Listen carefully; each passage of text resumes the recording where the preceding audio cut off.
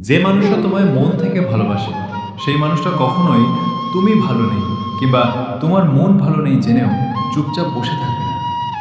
শোনার পর অন্য কিছুতে ব্যস্ত থাকা তো দূরের কথা, পৃথিবীর অন্য কোনো ধ্যানে সে কখনোই মগ্ন থাকবে না। তার চিন্তা ভাবনা ধ্যান কেবল তোমাকে ঘিরেই থাকবে। তুমি যাকে প্রিয় মানুষ ভাবো সেও যদি তোমায় প্রিয় না ভাবে, তবে সেক্ষেত্রে তুমি কেবল তার থেকে মেকি ভালোবাসাই পাবে।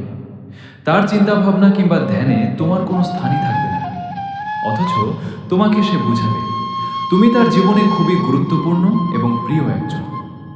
যে যাকে সত্যিই ভালোবাসে সে পুরো পৃথিবীর মধ্যে তার ভালোবাসার মানুষটার থেকে গুরুত্ব আর অন্য কাউকে কিংবা কিছুতে দেয় না, দিতে পারে না। শত শত বন্ধু বান্ধব শুভাকাঙ্ক্ষীর মধ্যে তুমি থাকবে তার কাছে পুরোপুরি স্পেশাল। যে তোমাকে ভালোই বাসে না তার কাছে নিজের অসহায়ত্ব বোঝাতে গিয়ে তুমি তার করুণা পেতে পারো, কিন্তু ভালোবাসা কখনোই পাবে না। অন্য ৮-১০ জন মানুষের সাথে যেমন কথা বলে সময় দেয় তোমাকেও ঠিক তাই দেবে, তবে এখানে একটু তফাৎ থাকবে। অন্য ৮-১০ জন মানুষের সাথে প্রেম ভালোবাসা নিয়ে কথা হয় না, তবে তোমার সাথে ভালোবাসা নিয়ে কথা হয়।